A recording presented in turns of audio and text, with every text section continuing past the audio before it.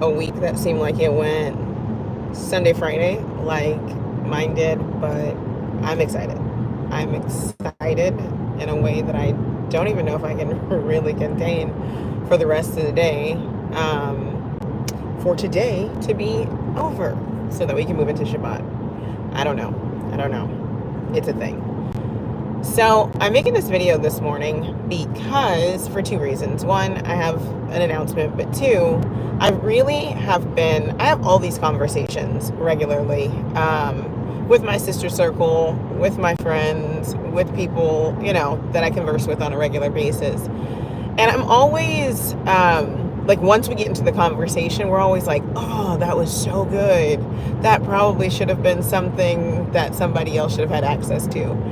And as I've been going through like different transitions and kind of just really doing a lot of personal, in person, internal, communal work, I've realized that some of these things do matter. But one of the things that I struggle with, and some of you all probably struggle with the same thing, and then there are those of you who don't, who just say everything.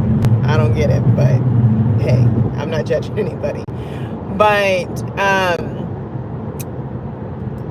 knowing when to say something and when not to say something. And that's really interesting because I've been in seasons over the span of my growth, over the span of my journey, where I've been told to talk about deep things, talk about personal things.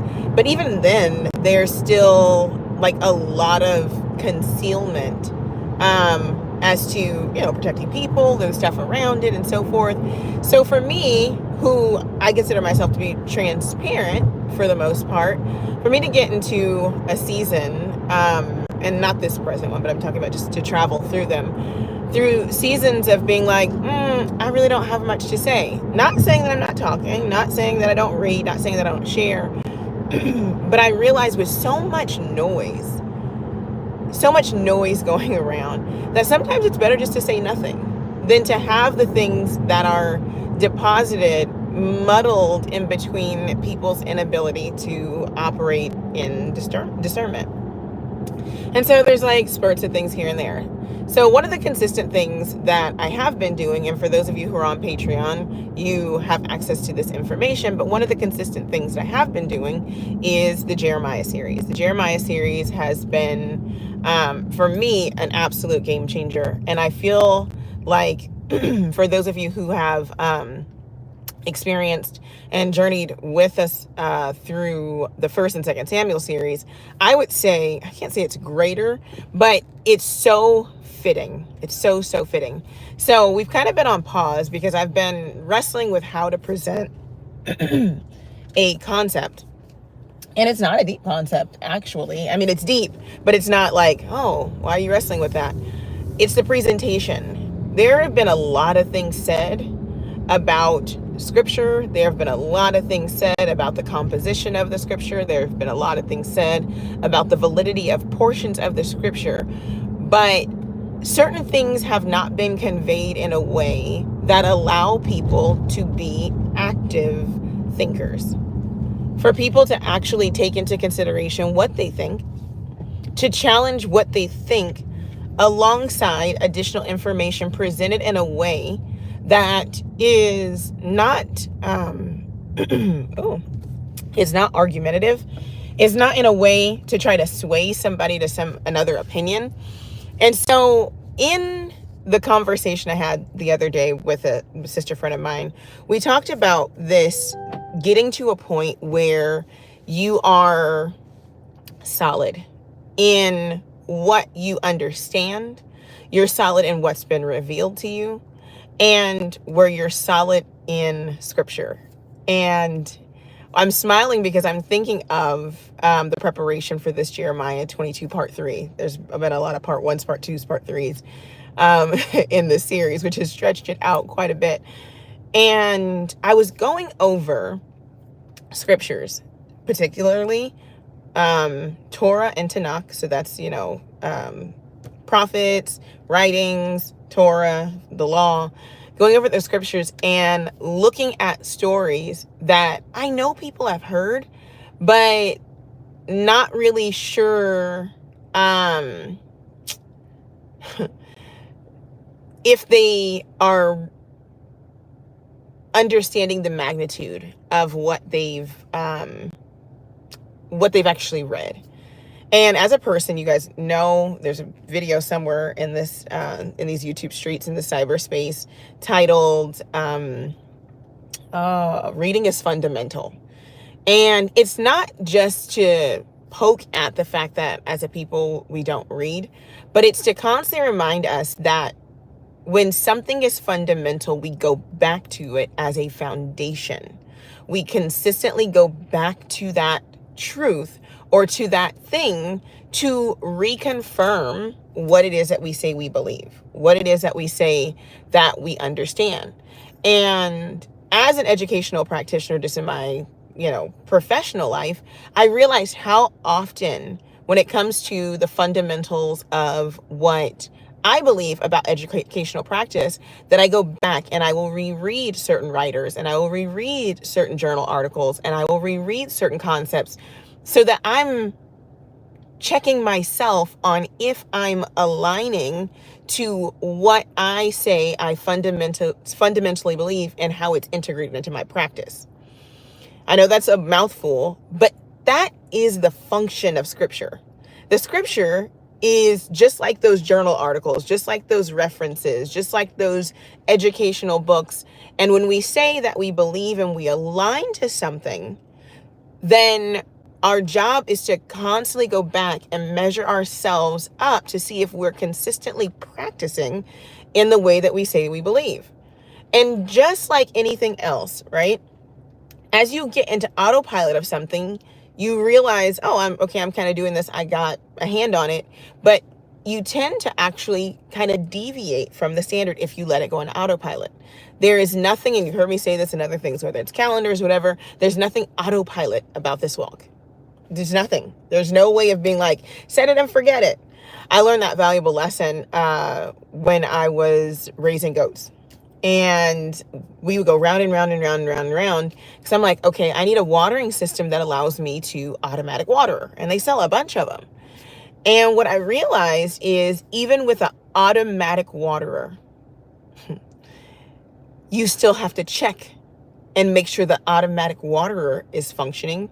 You have to make sure that the goats are drinking from the automatic waterer, and you have to make sure that they haven't messed it up and knocked it over, or so you have all these things. Scripture always has water. It's living water. It's a living, breathing text that literally applies to every part of our lives. But the shepherd still has to make sure the sheep is drinking. The shepherd still has to make sure that the flow is flowing. The shepherd still has to make sure that there is no inhibitions.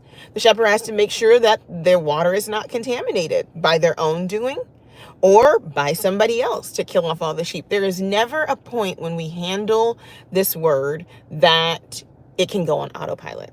It's not a thing. And so one of the concept, I guess, connected to all of that is if the word is consistent, and if the word is ever present, if the water is present, and there's water to feed the sheep, then there always runs the risk that the water could be contaminated. There always runs the risk that the animal could get a parasite. There always runs this, there's always an opportunity for something to become disrupted because there's elements on the outside. And so I titled this, something along the lines of, because I can't remember, what if nothing changes? And that's layered because all of us live a life where we're walking in whatever journey we're on, hoping that the decisions that we make change our outside environment. We want change. We want to see change. We want people to change. We want the world to change. We talk about the things that we believe in because we want it to transform other people. We are constantly in a process of trying to put change into our system so that at some point the system begins to reflect back what we want to see. Now, I'm not saying this is a negative thing, but I am going to throw out there that the only way that you're going to see anything or ever experience any change is if it takes place internally. And so I use the thing, what if nothing ever changes? Because the outside never has to change. People never have to change. Your parents never have to change. People never have to believe like you. People never have to read what you read. People never have to come into the knowledge of truth. And that doesn't excuse you from the responsibility to do what you have to do. It doesn't excuse you from managing your emotions, your reactions, for managing your mind, your body. It doesn't take away that excuse. And where this comes from, if you haven't been here recently and read through this part of scripture, it'd be a cool place to go back to for context. But Jeremiah, sorry, not Jeremiah, Jeremiah's prophet, but Judges, my J's got mixed up. Judges chapter 2. Literally, you have the creator who says, I'm not changing any of your outside circumstances. I'm not going to change any of your outside circumstances. I'm going to leave them in place. And by leaving them in place, I'm going to prove you. See, we want Yah to change our outside circumstances. And by changing our outside circumstances, we then come into agreement that now I'll change me inside. It doesn't work like that. Yah doesn't move any of the outside things because those are the things that refine us. Consider it like a diamond that goes and it's being shaped and formed. If you take away the abrasion, if you take away the cutting, if you take away the lasers, if you take away, however they do what they do to make a diamond cut and make it faceted the way that it is so that it shines, then you won't have that. You can't take away the external process and want the final result. The external process is as critical to the final result as the internal process. But the internal process has to happen, and it can't be stifled